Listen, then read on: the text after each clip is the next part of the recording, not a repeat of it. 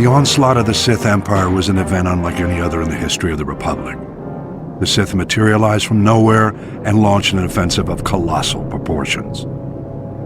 Horrifying reports from the Outer Rim seemed to portend the utter destruction of the Republic.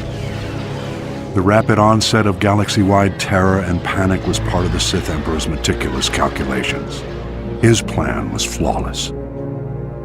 Sith battlecruisers first appeared on the fringes of the Tingle Arm. Unaware of the ship's origins, we dispatched a diplomatic convoy with a small starfighter escort. The Emperor wanted us to witness the full might of his forces before he attacked. The diplomats had just enough time to transmit images back. Then they were annihilated. Immediately thereafter, the Sith began a full assault on the Republic allies in the Aparo sector, which fell before the Republic fleet even arrived. Then our allies turned on us. The Sith had secretly established puppet governments on Belkanon, Serpenau, and Ruria. The Republic fleet suddenly found itself in enemy territory, fighting desperately on all sides. The Republic rallied every available ship to support the fleet, leaving only a handful of Jedi security ships to patrol Korriban. Regrettably, Korriban fell back into the enemy's hands without the Jedi Council even knowing about it. Overwhelmed and desperate, the Republic fleet scattered, fleeing from the Tingle Arm to avoid complete annihilation.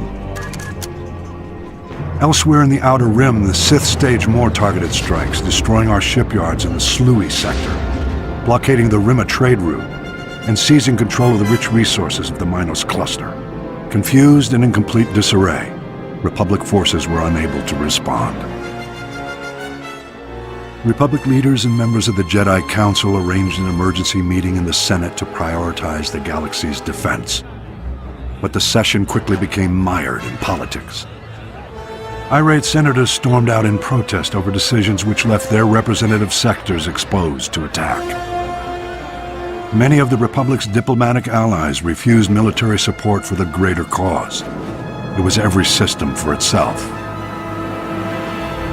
This was perhaps the greatest genius of the Emperor's plot. He had turned the Republic against itself.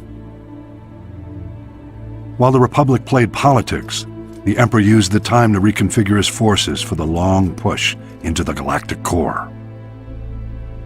All might have been lost in those early years had individual Jedi Masters and Republic military leaders waited for the Senate's orders. By taking matters into their own hands, they managed to slow the Empire's advances.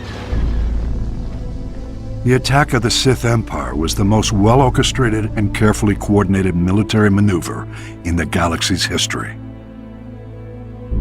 Indications suggest the operation took centuries of planning and preparation. I'll elaborate in my next report.